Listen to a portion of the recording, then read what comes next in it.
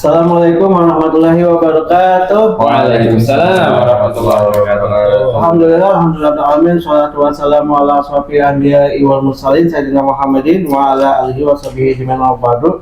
Alhamdulillah, para sobat ngaji ID dimanapun berada, kembali lagi bersama kami ngaji ID dalam restart Back to Fitrah, ya, dimana nanti akan dibawakan oleh anak co-host ya, Abdul Majid, dan hostnya Abdul Rahman. Kita duo Abdul, Masya Allah ya.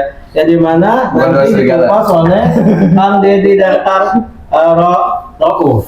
Ya, dimana tentang sekarang tuh bab 3 Kang, udah gak terasa nih Kang, tentang mafhum Islam adalah pedoman perilaku manusia dalam kehidupan. Ya, pedoman perilaku manusia dalam kehidupan. Jadi izin ya Kang Abdul, anak baca dulu. Jadi pemikiran-pemikiran Islam adalah mafahim, bukan maklumat atau pengetahuan, informasi sekedar hanya untuk pengetahuan semata saja. Maka keberadaannya sebagai mafahim adalah bahwa pemikiran-pemikiran Islam itu memiliki makna faktual dalam medan kehidupan, bukan sekedar penjelasan tentang hal-hal yang ditetapkan keberadaannya oleh logika murni, nih Kang Didi, oleh logika murni. Nah, kemarin kan kita di pertemuan berikutnya kan tentang mafahim juga nih. Kalau kemarin kan lebih ke sebelumnya lebih ke ide-idenya. Kalau sekarang kan udah masuk ke perilaku manusia nih Kang. Ya, di sini kan ada nih tadi yang berkaitan dengan apa? Keberadaannya oleh logika murni, ya, berkaitan dengan logika gitu. Akan tetapi setiap makna yang ditunjuk olehnya memiliki fakta-fakta yang dapat ditunjuk dari atasnya oleh manusia juga. Enggak, itu kiasan. Ya, baik itu merupakan mafahim dalam yang memerlukan kedalaman dan kecermelangan berpikir untuk memahaminya, atau yang tampak jelas dapat dipahami dengan mudah, baik hal itu dapat dijangkau oleh indera yang memiliki fakta, ya, memiliki panca indera seperti solusi, pemikiran-pemikiran dan ide-ide umum, maupun hal-hal gaib, namun yang memberitakannya kepada kita telah dipastikan kebenarannya oleh akal, ya, melalui penginderaan seperti malaikat, surga dan neraka. Semua adalah realita yang ada, memiliki makna yang nyata dalam jangkauan indera dan benak manusia, ya kan? Titik komanya. Iya. Ya, dalam benak manusia atau makna-makna yang nyata dalam benak secara pasti dan meyakinkan. Ya, jadi memang tadi ini kepanjangan kan? Jadi atur napas dulu nih. Kang Abdul nih, ya Allah, nah, jadi nanti ya untuk Kang Dedi gimana nih? Tadi kan sudah ditanyakan nih, mengapa ada kaitan dengan logika murni. Ya, di video sebelumnya kita kan bahas bahwa mafahim itu adalah pemikiran-pemikiran yang sesuai dengan fakta. Dan diperoleh kesimpulan bahwasanya Islam itu adalah mafahim. Karena Islam itu semuanya adalah fakta, baik yang bisa diindra, informasi-informasi yang bisa diindra seperti kitab suci, kebenaran kitab suci bahwa itu dari Allah, kebenaran Rasulullah Muhammad bahwa beliau itu adalah benar-benar utusan Allah, dan bahwa Allah itu memang benar-benar Tuhan semesta alam. Jadi tiga rukun iman, ya, iman kepada Allah, iman kepada kitab-kitab Allah, dan iman kepada Rasul, ya, Rasulullah Muhammad SAW. Ya, itu dalam jangkauan panca indera, dan itu faktual, bisa diindra pada masa itu. Dan Al-Quran bisa diindra sampai saat ini. Keberadaan Allah bisa diindra melalui penciptaannya. Ya, itu berarti mafahim karena sesuai dengan kenyataan. Kemudian berkaitan dengan berita-berita gaib, ya, seperti malaikat, ya kan, kemudian ada yang surga neraka, ada pahala dan dosa, itu pun adalah mafhum atau mafahim karena keberadaannya memang real dan nyata, yang dibuktikan melalui ya rasionalitas penginderaan kita terhadap satu dalil yaitu Al-Quran. Betul. Ini udah mekanisme. Dan kemarin kita sudah membuktikan bahwa Al-Quran itu benar-benar dari Allah, benar-benar kitab kitab suci yang diturunkan oleh Allah SWT kepada Nabi Muhammad. Maka informasi yang ada di dalam Al-Quran semuanya pasti benar. Dan itu adalah faktual. Nah, kalau di sini disebutkan bukan sekedar penjelasan tentang hal yang dilakukan oleh logika murni. Jadi itu logika yang sesuai dengan kenyataan. Nyata berarti ya. Nggak, maksudnya kayak nggak nanti kalau misalkan kita bertuhan misalkan kayak gini, bentuknya kayak anoman, bentuknya kayak gajah kayak gitu kan. Mungkin anggapan orang sekarang yang mungkin pahalanya jadi gini ya. Mungkin orang sekarang itu yang pemikirannya liberal ya. Pahala dan dosa mungkin itu abstrak gitu loh. Jadi dia kayak nggak percaya. Iya, kita ini bebas-bebas aja pengennya kan.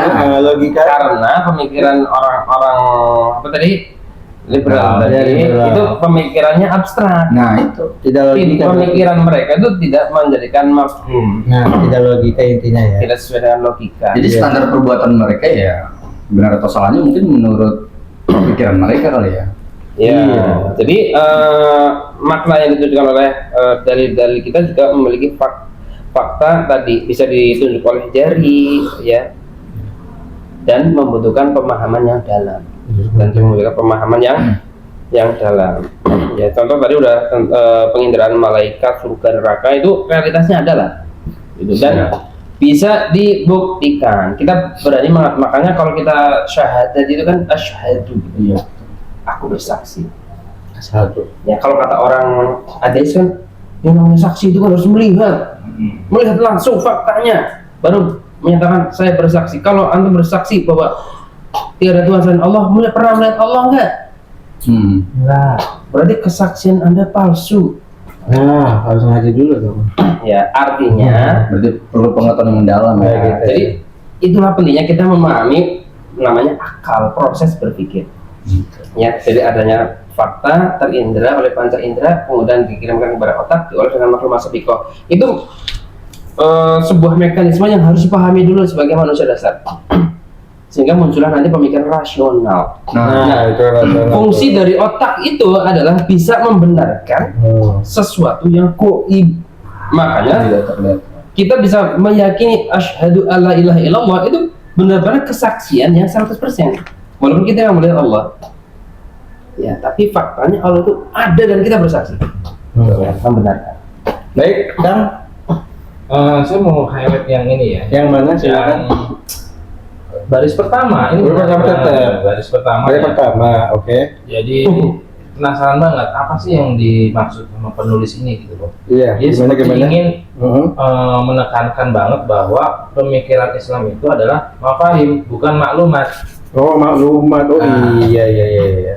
Dari Kang Rauf ya. Kakak angkatannya khusus ya. Dan kawan-kawannya udah khas, tapi yang dimaksud itu apa? Karena kalimat ibarat suatu cerita paragraf pertama ini kan berarti dia kayak ide pokoknya gitu lah. Iya, Ide ibaratnya pokoknya ya, kalau kita belajar bahasa kata-kata Indonesia. khusus lah. Nah, Mhm. ke bawah-bawahnya itu kan nanti akan penjabarannya. Kira-kira apa sih yang melatar belakangi penulis ini menulis bahwa pemikiran Islam itu adalah mafahim, bukan maklumat.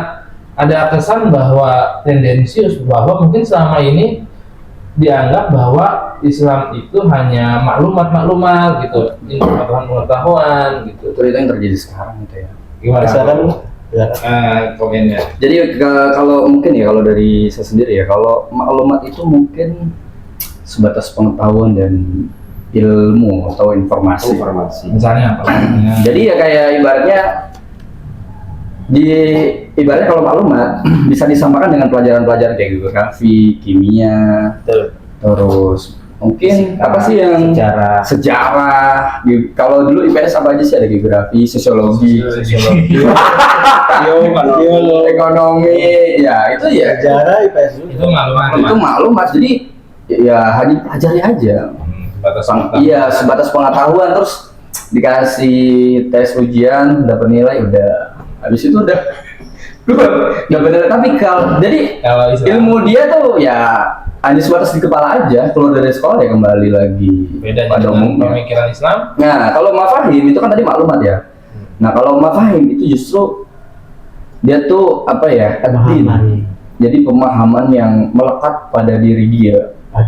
Jadi kayak mafahim itu kayak tidak hanya sebatas pengetahuan, tapi dia nempel lah ibaratnya di kesadaran dia. Jadi misal ada pengetahuan nih kalau untuk perempuan, kalau dalam Islam itu kan diatur semuanya. Ya keluar harus menutup aurat misal ya. Terus perempuan dulu apa ya?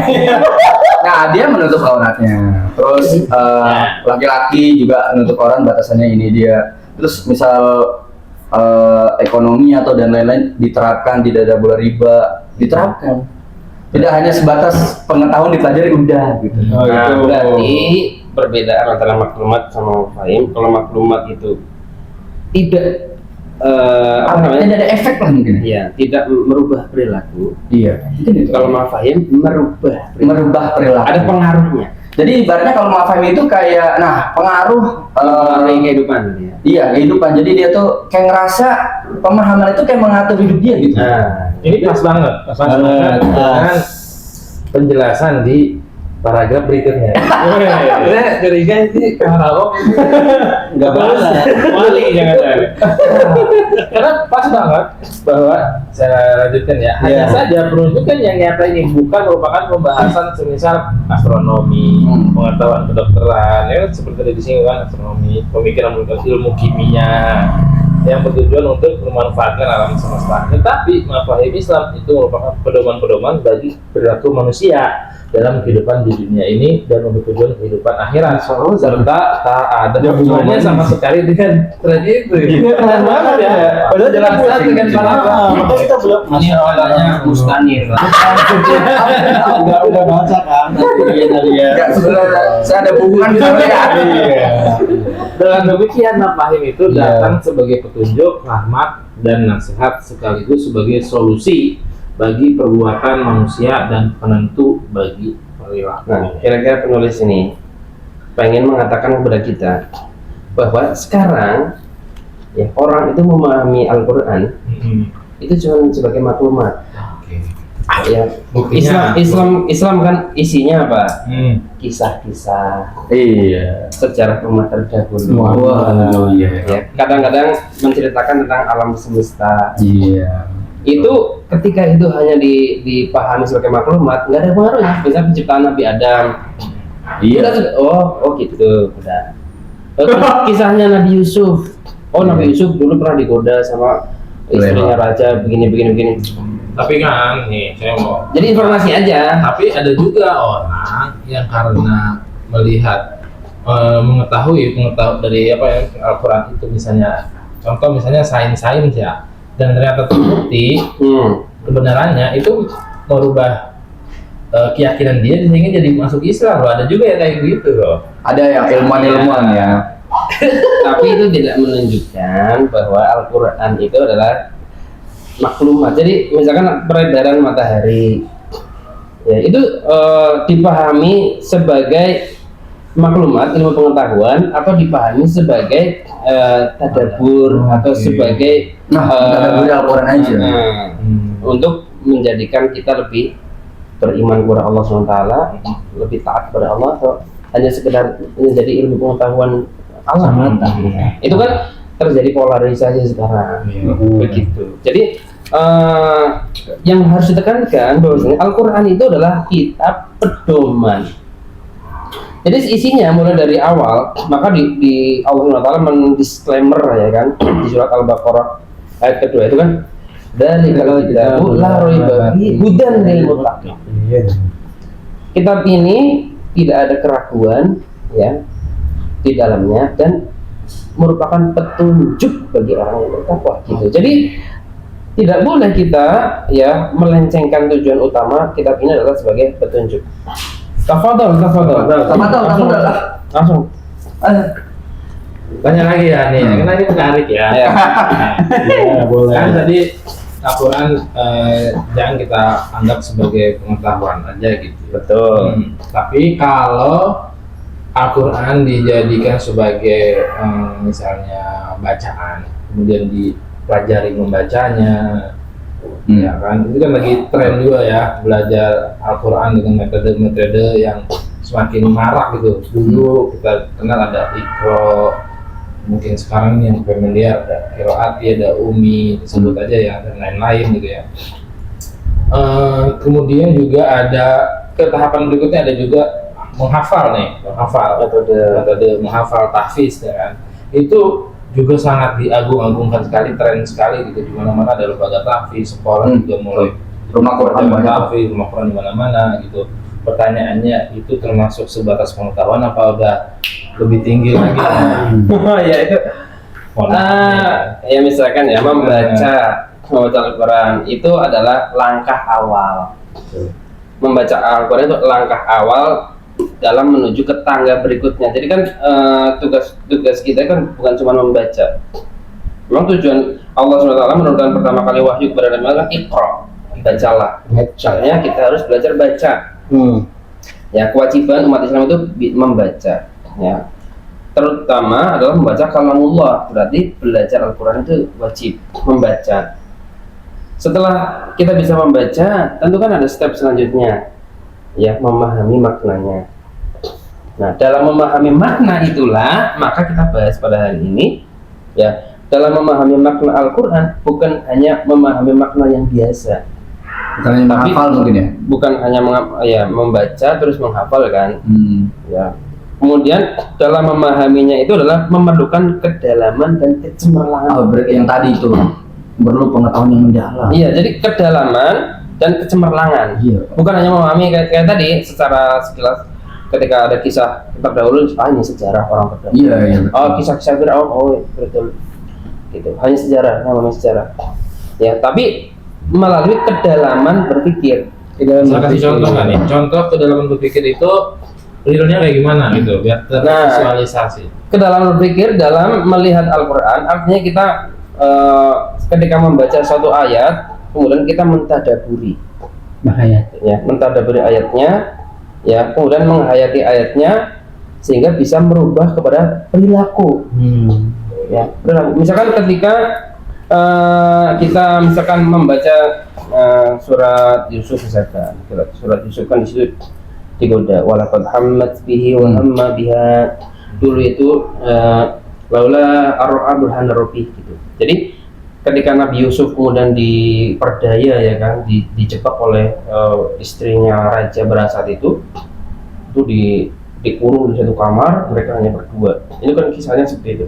Tapi Nabi Yusuf tidak tergoda, walaupun si perempuan ini ya tidak memakai busana sama sekali. Ya, karena Nabi, gitu. Nabi tidak mungkin tergoda kepada yang bukan haknya, gitu. Ya, logis banget itu. Sangat logis. Tapi kalau bagi orang yang cuman hanya sekedar Nabi Yusuf itu kalau memahami walaqad hammat bihi wa hamma biha, Nabi Yusuf suka sama kepada perempuan itu dan perempuan itu juga suka sama, berarti dua-duanya suka. Dan banyak kalau nggak salah di beberapa itu banyak bilang bahwa Nabi Yusuf tergoda. Nah, justru lah itu kesalahan dalam memahami konteks. Berarti kurang mendalami makna sehingga tidak berubah perilaku. Iya. Cuma sekedar Nabi Yusuf aja. Nabi Yusuf yang tergoda. Ayo jadi apa ya? Apalagi roh. Nah, di situ kan ada titik terus misalkan laula anru aburhan robi. Seandainya dia tidak melihat burhan, wahyu dari Allah. Berarti kalau kita ada godaan, kembalikan kepada wahyu Allah. Nah, iya, kita ada wahyu berpaling. Betul. Jangan berpaling dari. Dan Al-Quran itu seperti samudra lah, banyak makna. Satu aja bisa membuat orang cerdas banget itu ya. Iya, jadi satu ayat itu, penggalan ayat itu bisa menghasilkan satu buku seperti ini. Iya, luar biasa. Kang Mati mungkin mau dilanjutkan? Oke, jadi ini kembali ke nas-nasnya ya. Ya. Jika kita menelusuri mafahim ini dalam nas-nas yang menjadi sumbernya, yakni nas-nas yang mengandung pemikiran-pemikiran. Pas banget sama yang dijelasin kan? Iya, pas banget ini, apa lanjut aja. Ya, ini menunjukkan mafahim tersebut, ya kan?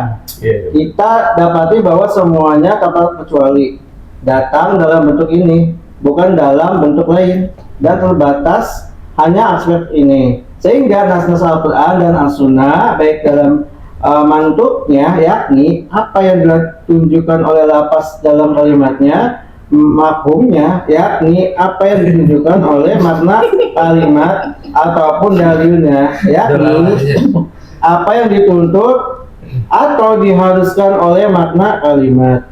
Semuanya terbatas dalam satu cakupan, yaitu akidah beserta hukum-hukum yang terpancar darinya dan pemikiran-pemikiran yang dibangun di atasnya. Sama sekali tidak ditemukan selainnya. Tadi memang udah dijelaskan sama kalian, Masya Allah. Iya, keren banget. Emang keren banget, Masya Allah. Ya, jadi memang atas dasar itu nih kan jadi tadi menjadi keharusan bagi setiap muslim untuk memahami nas syariah. Udah dibahas juga tadi, Masya Allah, yaitu Alkitab dan As-Sunnah. Ya, bahwa semuanya datang untuk diamalkan dan khususnya untuk mengatur perilakunya dan kehidupan. Dengan kata lain, wajib bagi seorang muslim memahami dalam Islam ada dua hal. Yang pertama, bahwa Islam datang dengan membawa mafahim sebagai pedoman untuk mengatur perilaku manusia dalam kehidupan dunia dan menuju kehidupan akhirat. Langsung yang kedua kali ya. Sehingga setiap muslim harus mengambil semua pemikiran Islam sebagai undang-undang untuk mengatur perilakunya agar sesuai dengan undang-undang tersebut, ya kan? Oleh karena itu, yang menonjol di dalamnya adalah al-nahiyah, al-amaliyah atau aspek amaliyah praktis, ya, bukan al-nahiyah, al-ta'limiyah atau aspek pengajaran, yakni penyampaian materi sebagai informasi akademis. Harus dipahami dengan jelas nih Kang, jika Islam hanya diambil dari aspek pengajaran saja nih Kang Rauf, ya, maka Islam akan kehilangan as-sirghah al-asiyah yang tadi asliyah atau sifat aslinya Kang. Itu sifat aslinya Kang, ya. Padanya sebagai undang-undang yang mengatur perilaku nih Kang Lidi, dan berubah hanya sebagai pengetahuan seperti geografi dan sejarah. Sudah jelaskan tadi. Nah, sudah jelaskan tadi, Masya Allah nih Kang Rauf. Jadi poin penting dulu nih ya. Iya, silakan Kang. Dari yang tadi dibacakan. Jadi Islam itu ya makna-maknanya di Al-Quran dan Sunnah itu terbatas dalam satu cakupan, yaitu akidah dan syariah. Akidah syariah. Jadi jangan dilencengkan bahwa Al-Quran itu adalah membahas tentang ilmu pengetahuan. Iya, geografi, sejarah. Isi dari Al-Quran 50%-nya cerita. Nah, itu metode mengajarkan sebetulnya metode taklim gitu. Ya, taklim tadi ya. Ya, metode hanya penyampaian materi informasi saja. Jadi kalau kita menyampaikan Al-Quran itu harus cakupannya itu harus terkena gitu, bahwa di satu ayat ini atau satu surat ini itu tercakup akidah dan syariah. Ya, sehingga Al-Quran di dalam ketika orang memahami Al-Quran, ya, akidahnya itu akan memancarkan peraturan-peraturan itu yang disebut sama Syekh bin Al-Albani itu adalah al-mabda. Jadi Al-Quran itu menjadi ideologinya. Luar biasa itu. Ibaratnya kayak Al-Quran itu menyatu dengan dirinya.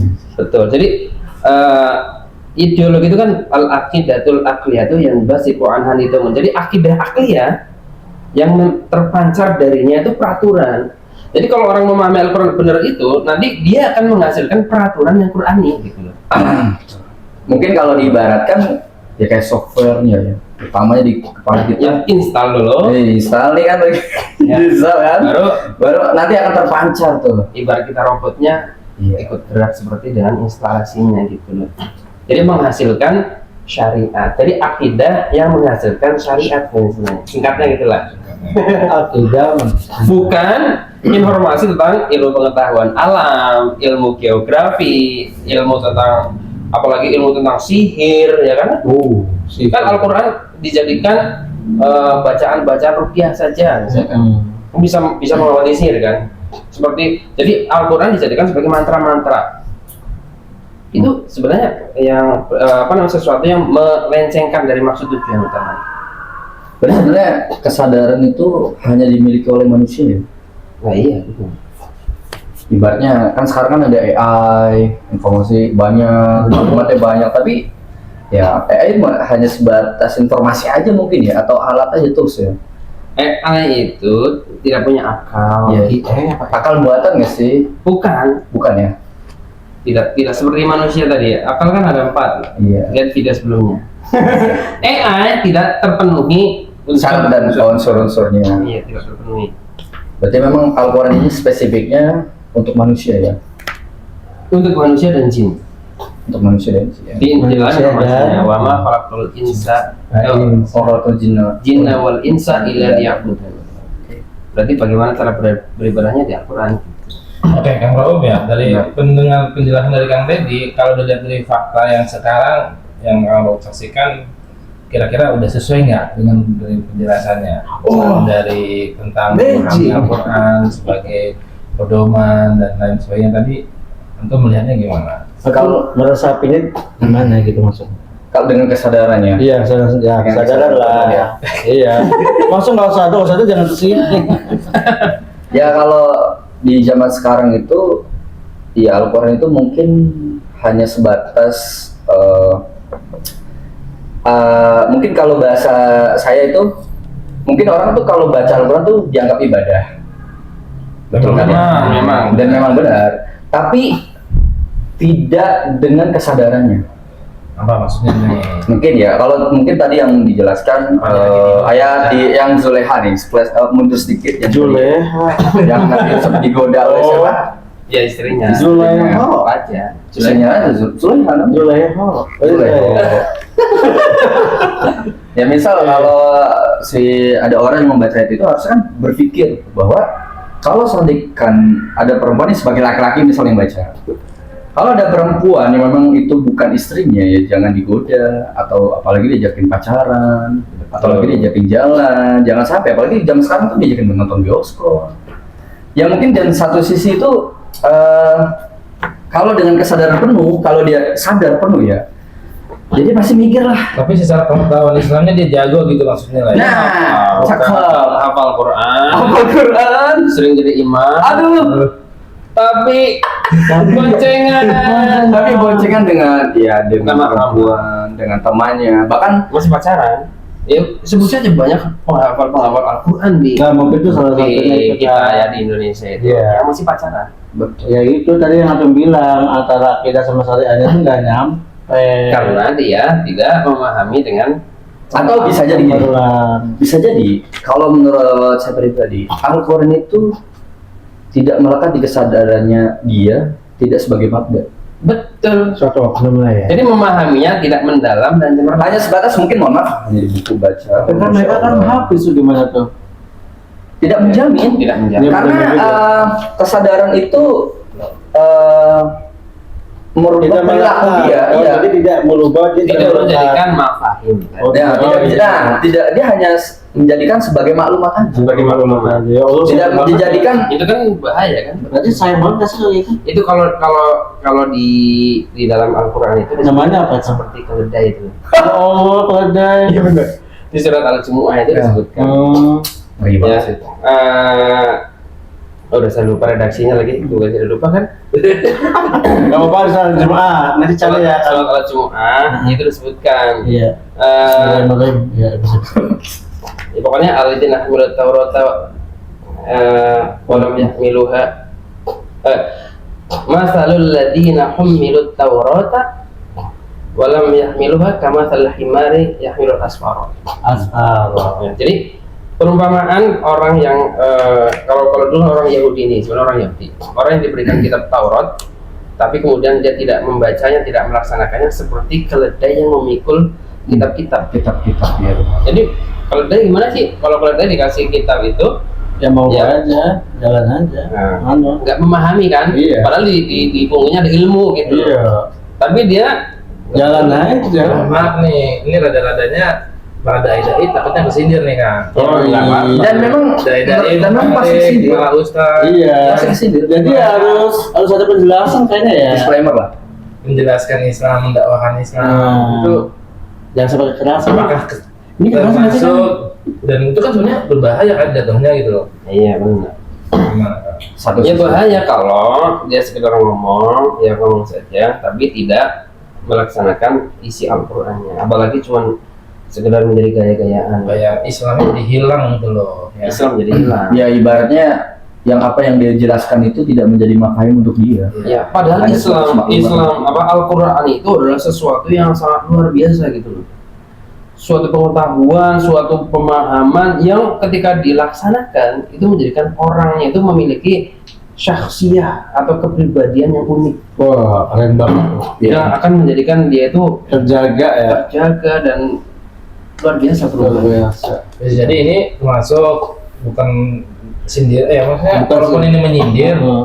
niatnya ya Ya. kebaikan ya. Ini ilmu buat kita juga kan. Tidak, Ilmu buat kita juga. Saling memahami menjaga. dan menjelaskan Islam itu secara utuh dan Iya. tidak hanya sebatas pengetahuan tapi juga dalam sampai ke pengamalannya. Iya. Iya betul. Lanjut ya. Oleh karena itu, pengetahuan pemikiran-pemikiran Islam dan hukum-hukum syariat tanpa Yang atasnya kali ini tadi udah dengan mungkin udah. belum Udah kan sekarang oleh karena itu. belum demikian belum. Oh gitu. Tadi ini oke. Dengan demikian Islam dihilangkan daya hidup yang ada padanya kan. Kehilangan. Ya kehilangan. Dan bukan lagi menjadi Islam yang murni. Tadi sudah di-spill. Melainkan hanya sekedar pengetahuan keislaman yang dalam menguasainya. Seorang orientalis kafir yang tidak beriman kepadanya dan orang yang mempelajarinya untuk memerangi Islam dan memeluknya, setara dengan seorang ulama muslim yang beriman kepadanya tetapi hanya meneliti untuk mencari pengetahuan dan kepuasan ilmiah. Coba itu Pak. Bisa utarain. Nah itu tanpa pernah terlintas dalam benaknya untuk menjadikannya sebagai pedoman bagi perilakunya dan kehidupan. Jadi memang ada kan dalilnya. Oleh karena itu mengetahui pemikiran Islam dan hukum-hukum syariah tanpa merealisasikannya sebagai pedoman bagi perilaku manusia dalam kehidupan ini adalah musibah yang tidak menjadikan Islam memiliki pengaruh dalam perilaku hidup kaum muslim hari ini. Nah. Kayak gitu. Ini udah dijelasin juga. Udah jelas tuh tadi, makanya tadi ada istilah, kalau dia tadi memang Itu memang dari istilah dari Allah. istilah dalam surat Al-Jumu'ah ya. Surat Al-Jumu'ah silakan dibaca. Ya kalau di sini Cepetan banget tuh ya. Ini pas banget ya, lihat banget ya kan. Lihat di step sana. Iya, relate. Jadi ada orang-orang yang kemudian dia memang orientalis juga kan banyak yang hafal Quran seperti orang-orang Islam yang kemudian kuliah agama di Amerika. Ada universitas Islam di Amerika. Ya, Universitas Islam di Amerika. Iya, tapi misalnya yang ngajar itu orang Yahudi. Hah? Ya, mereka hafal Quran, ya, mereka hafal hadis, tapi mereka non Islam. Banyak, bahkan ada juga yang menulis kitab indeks ilmu hadis. Jadi apa namanya, dia ini seorang yang hebat ini dia hafal ribuan hadis. Tapi ya Sampai dia nulis kitab indeks, misalkan antum mau nyari hadis apa? Ini Al-Amalul Biniyat. ada Ada di riwayat ini, di hadis Tahdits kitab kayak ini, di jatuhnya ya? halaman berapa ada dia? tahdits berarti ya. Iya, tahdits. Yang nulis non Islam. Aduh. Ya, tapi bisa, dan itu kitabnya dipelajari sama umat Islam. Ya, Tapi dia bukan tapi Islam. dia non Islam, berarti dia menjadikan Islam sebagai pengetahuan. Hanya sebatas maklumat. Nah, kalau ada orang Islam hanya menjadikan Islam sebagai pengetahuan, ya sama dengan dia maksudnya. Oh gitu. Bahkan orang non Islam mungkin lebih luar biasa orang non Islam kan? Satu sisi itu. Iya, karena dia effort bahkan lebih pinter, lebih hafal ribuan hadis daripada orang Islam yang menjadikan. Ya tapi kan dia hanya sekedar pengetahuan kan. Harusnya umat Islam itu lebih dari itu. punya ciri khas kan, Iya. tidak hanya membaca, tidak hanya mengetahui, tapi menjalankan. Itu titik poinnya sebenarnya. Menjalankan. Sehingga dijadikan pedoman. gitu kan. Bukan pengetahuan. Baik kan yang kedua? Ya, Silakan. tapi kesimpulannya yang pertama adalah Islam datang membawa fahim sebagai pedoman perilaku manusia dalam kehidupan. Iya. Nah, kehidupannya juga yang menarik adalah tidak hanya sebatas di dunia, tetapi dalam rangka untuk kehidupan di Akhirat kelak. setelah Iya. dunia. Iya. Nah, berikutnya yang kedua, wajib dipahami seorang muslim tentang Islam bahwa Al-Quran dan hadis datang sebagai din atau agama. Udah disinggung tadi Masya ya. Allah keren Dan banget. syariah udah disinggung juga nih. Jadi din dan syariah. Oleh. Apa tadi akidah Akidah dan syariah. bukan sebagai pengetahuan dan ilmu. Ini gimana? Kan dijelasin dulu. Oh, keren banget ini Masya Allah. Nggak apa-apa kalau tidak ada maklumat. Dan bahwa keduanya tidak memiliki keterkaitan dengan ilmu apapun, baik sejarah, geografi, Oh, keren banget alam, ini ya. kimia maupun inovasi-inovasi atau penemuan-penemuan Ilmiah. Sedangkan ya, apa yang disebut Al-Quran dalam ayat-ayat tentang bulan, bintang-bintang, planet-planet, lautan, matahari, gunung-gunung, sungai-sungai, hewan, burung, dan tumbuh-tumbuhan seperti firman Allah, Bismillahirrahmanirrahim, wasyamsu tajri li mustaqarrin laha, dan matahari yang berjalan di tempat peredarannya. Atau ya, di ayat yang lain, allati tatawlimu alal afidah, api yang bakar naik sampai ke hati.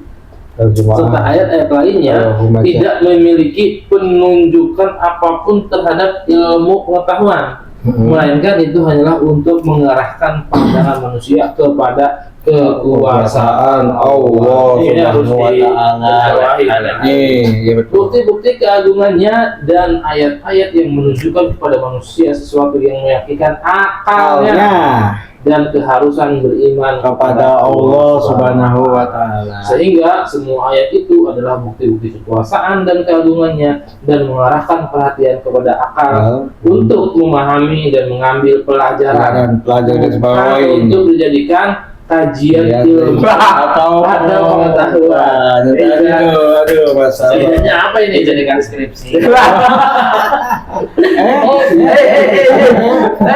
Aduh, tinggal sedikit lagi lah, jangan Atas dasar itu, maka pemikiran-pemikiran Islam yang dibawa oleh Al-Quran dan hadis tidak datang hanya sekedar sebagai pengetahuan, bukan pula hanya untuk kajian akademis, melainkan datang untuk mengatasi berbagai permasalahan manusia. Itulah pedoman bagi perilakunya dan dalam dunia dan menuju kehidupan akhirat. Karena memang fun fact-nya itu ya memang kebalikannya kan ya di era sekarang. Kebalikan semua tuh. Iya, fun fact kebalikan semua.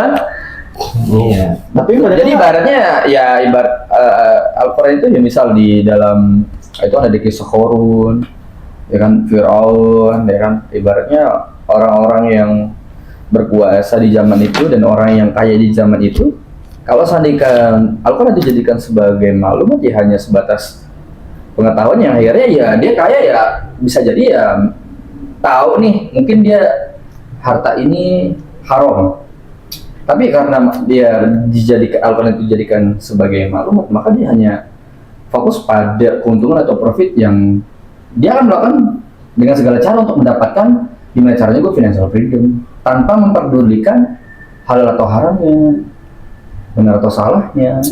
Esensinya kesadaran Al-Quran itu tidak dilekatkan pada akalnya yang tidak memancarkan perilakunya. Ya akhirnya ya dia itu brutalnya itu ya dia mengatur hidupnya dengan pemikiran dia sendiri tanpa menyandarkan akalnya itu ke Al-Quran. Itu yang terjadi sekarang. Iya. Ya akhirnya ya itu kan harusnya kan kalau sandikan yang di kutipan ini atau di kitab ini harusnya kalau Al-Quran itu kan ada kisah-kisah ya kan, Fir'aun, terus Korun yang orang kaya. Harusnya kan orang-orang yang kalau seandainya kan orang kaya itu Al-Quran dijadikan sebagai mafia, ya harusnya seperti ini. Dia akan berpikir ini harta dapat dari mana. Iya. Jadi Al-Quran itu walaupun kisah, tapi mengandung unsur hukum. makna yang mendalam juga sih. Iya. Dia harusnya mikirnya di situ ya, berkaitan gitu. Iya, ada kan ada ibrahnya semua. Misalnya, misal raja-raja ini kan kayak Firaun itu kan termasuk raja ya. Ya mungkin sekarang tuh presiden harusnya mikir ke situ tuh. Iya, Firaun tuh boleh. kenapa iya? Sekarang ada Fir'aun Cepat. sibuk ngurusin ijazah. Tapi ngapain? Nah, iya maksudnya kenapa gitu? Harusnya kan dia berpikir ya. Ini Firaun yang Nampak the power lah ibaratnya yang sampai dikisahkan dalam Al-Quran gitu. Ya, jawabannya ada pada tulisan ini juga. Iya betul. Mereka menganggap Al-Quran itu hanya sebatas ilmu pengetahuan. Nah, tadi. Padahal maksudnya adalah mengarahkan pandangan manusia kepada kekuasaan Allah, harusnya di keagungannya, dan ayat-ayat yang menunjukkan keimanan manusia yang meyakinkan akalnya gitu. Jadi ini sebenarnya kritik terhadap ulama-ulama yang konsen terhadap ini ya, tafsir ilmi. Sekarang itu metode tafsir kontemporer itu namanya tafsir ilmi. Jadi Al-Quran itu adalah kitab ilmiah. Misalkan ya ketika menceritakan tentang ini kan wasyamsu tajri li mustaqarrin laha, ya matahari berjalan dengan peredarannya. Oh, berarti ini Al-Quran ini sedang berbicara tentang peredaran bumi mengelilingi matahari, rotasi bumi dan sebagainya. Dimasukkanlah ke situ. Itu namanya tafsir ilmi. Meskipun tujuan ulama-ulama yang konsentrasi dalam tafsir ilmi itu juga baiklah untuk menunjukkan bahwa Al-Quran itu tidak melenceng daripada ilmu pengetahuan.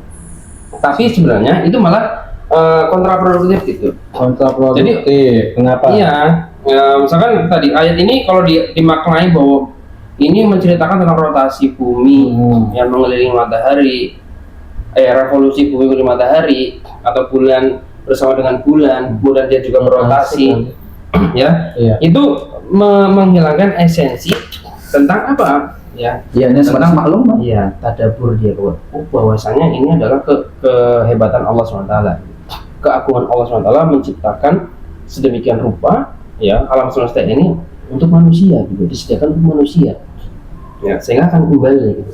Kalau hanya sekedar konsentrasi dari tafsir ilminya, maka dia akan menjauh gitu, karena ilmiah itu ya, prinsip dasar ilmiah itu apa sih? Adalah berawal dari keraguan-raguan. Ini yang dulu kita kritisi guru Gembul kan, bahwa guru Gembul ya kembar ngibul. Iya, kemarin. Ya, jadi ilmiah itu tingkat berpikir yang nomor 2 setelah rasional.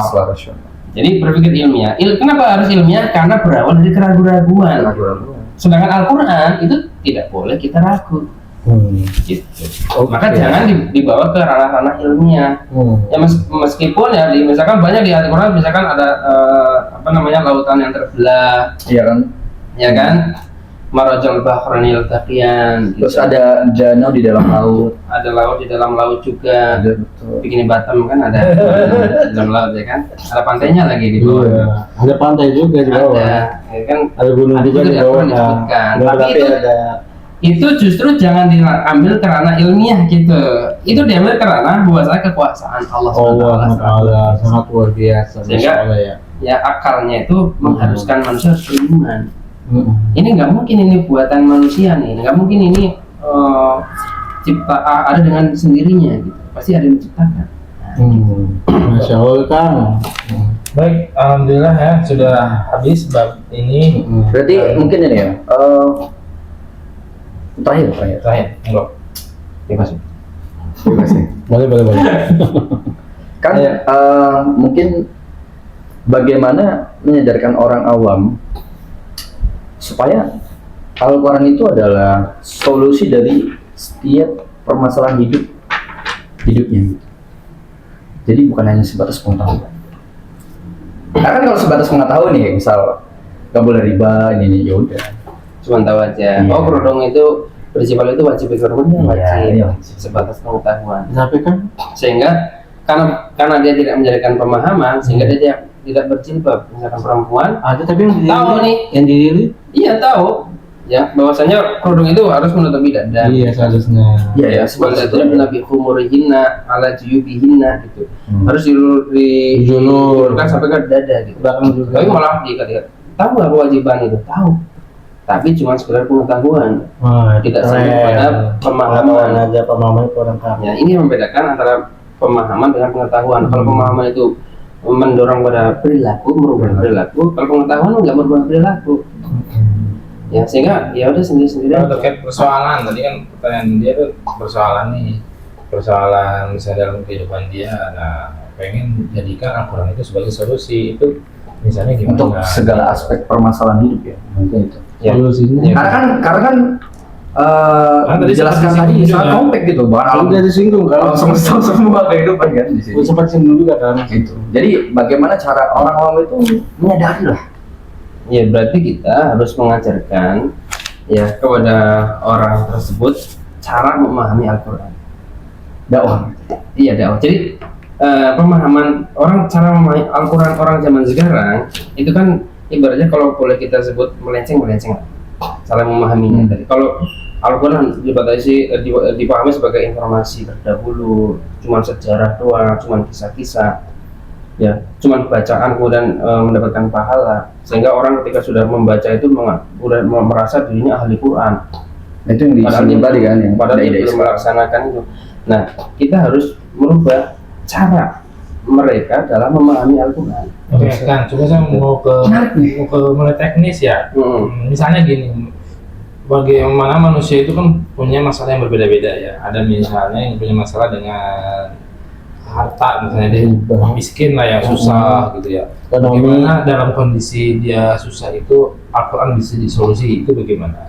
Atau misalnya kalau seorang yang Raya juga bisa. sudah pengen menikah misalnya ya, Kita nggak punya duit. mungkin ada suatu apa yang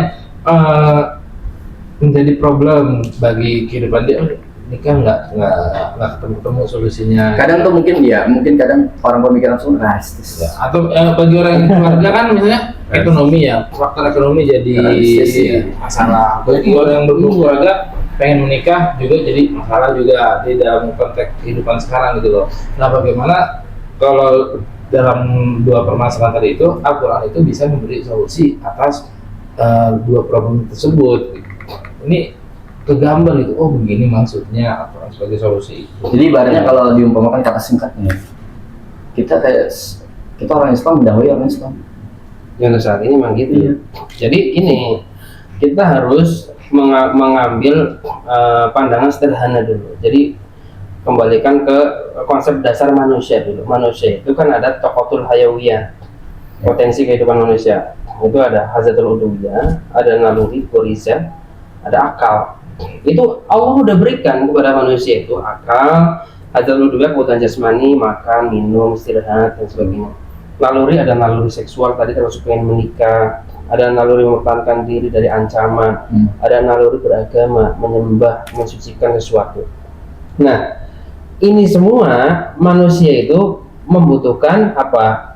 Untuk dipenuhi. Lapar nih, butuh untuk dipenuhi kan? Harus makan. Kalau nggak dipenuhi bisa mati. Karena itu hajatul udwiyah, hajat kebutuhan anggota badan. Kalau nggak dipenuhi badan bisa mati sel-selnya. Gitu. Tapi ada naluri goriza menuntut untuk dipenuhi juga. Ya. Tapi kemudian ketika tidak dipenuhi naluri itu tidak menyebabkan kematian, hanya menyebabkan rasa gelisah, galau, kemudian mungkin cemas gitu. Nah, ketika keduanya itu hajatul udwiyah dan naluri itu adalah menuntut untuk dipenuhi, ya maka ya Allah SWT kemudian memberikan gambaran cara pemenuhan hajatul udwiyah dan naluri menurut Allah pakai Al-Quran. Cakep tuh. Tapi sekarang kan ada manusia punya pilihan. Oh, ternyata ada cara manusia memenuhi hajatul udwiyah kebutuhan jasmani dengan nalurinya sesuai dengan kemauan sendirilah, nggak mau pakai aturan Tuhan. Ada juga. Iya. Berarti mengikuti hawa nafsunya sendiri. Nah, bisa dibandingkan tuh orang yang memenuhi kebutuhan jasmani dan nalurinya dengan sesuai dengan aturan sendiri, dengan orang yang memenuhi kebutuhan jasmani dan nalurinya dengan aturan dari Tuhan. Kira-kira setelah dilihat, ya sekarang yang banyak nih, lebih bagusan yang mana? Bagusnya ini pakai standar. Standar akal sehat saja. Contoh kalau standar Al-Quran cara memenuhi kebutuhan jasmani ya, pakai, nggak boleh pakai yang perkara haram ya kan. Memenuhi nalurinya ya harus, misalkan suka lah ya, kita perkecil lagi lingkupnya, suka sama lawan jenis nih, pengen menikah ya menikah. Tapi kalau cara-cara pakai akal manusia biasa seperti yang dilakukan di Amerika, negara-negara lainnya, pergaulan bebas, antum pengen hawa nafsu kepada perempuan, tinggal temui aja perempuan di sana. Efeknya kalau umat Islam ini terjaga nasabnya, keluarganya jelas, kemudian mereka juga harmonis keluarganya. Tapi di Eropa, di Barat, ya berantem, ada anak nggak tahu bapaknya siapa, ibu mengasuh anaknya sendiri. Kayak Ronaldo nih baru mau nikah. Ronaldo anaknya banyak tapi ibunya nggak tahu kemana. Itu kan bisa dilihat gitu. Oh ternyata bagusan yang menggunakan peraturan Islam dari Tuhan. Jadi intinya itu. Berarti kita harus ngikutin aturan Tuhan. Bagaimana harus Nah, teknisnya Islam nggak membatasi. Tata caranya nggak ada.